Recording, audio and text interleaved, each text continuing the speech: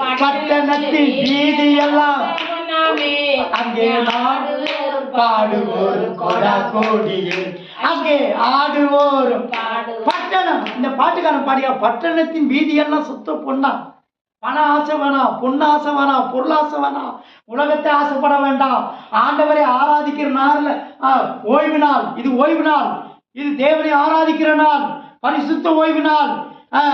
இது இந்த ஞாயிற்றுக்கிழமை ஆராதனை என்பது முக்கியமான நாள், தேவனுடைய நாள், இது தேவனுக்குரிய நாள், தேவனுக்கு மாத்திரமே செலுத்த வேண்டும். இதை நாம் விட்டு போம்.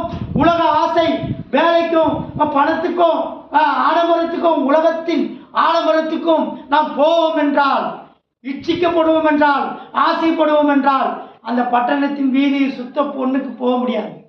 அந்த பட்டணம் பரலோக ராஜ்யம், தேவனுடைய ராஜ்யம் எப்படிப்பட்டதா?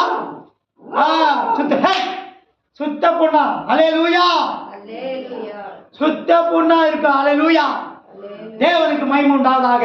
அங்க பாருங்க, பட்டணத்தை இழந்தார்கள். வாசிங்க அப்போஸ்தலர் 1:24.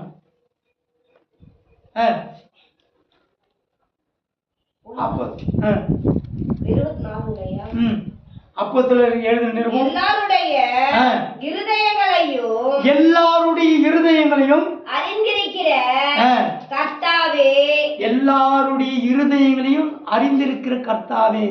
ஆண்டவர் நம்முடைய இருதயத்தை அறிந்திருக்கிறார். எல்லாருடைய இருதயம் தெரியும்.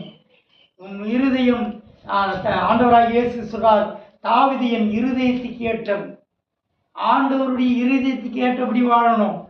இயேசு விரும்புகிறது போல வாழணும்.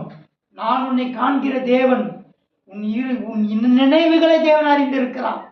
நம்ம எப்படி நினைக்கிறோம், எப்படி வாழுறோம் கண்டிப்பா இருக்கணும். கர்த்தருக்காக வாழணும்னா பக்தியா இருக்கணும்.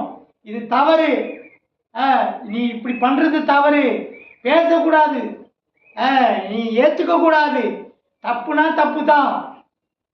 நீ நரகத்துக்கு போயிட்டு நான் பரலோகத்திலிருந்து நான் உன்னை பார்க்கணுமா? அங்க லாசரு என்ன செய்யறான்? அங்க அந்த ஐஸ்வர்யவான் என்ன செய்யறான்?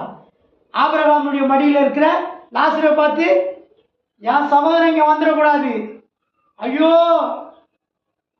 லாசரு அங்க கஷ்டப்பட்டான், வறுமையில் இருந்தான், தேவனுடைய ராஜ்யத்துல ஆபிரகாமுடைய மடியில படுத்து இளைப்பாறுகிறான். ஐயோ நான் வேதனை அடிக்கிறேன், நீ இப்போ தாயும் தகவனும் பரலோகத்தில் இருந்து உன் பிள்ளைங்க நரகத்துல வேதனை பண்ணுமா? சபை ஆராதனை விட்டுட்டு தேவனை ஆராதிக்கத்தை விட்டுட்டு தேவனை தேடாம பைபிள் வாசிக்காம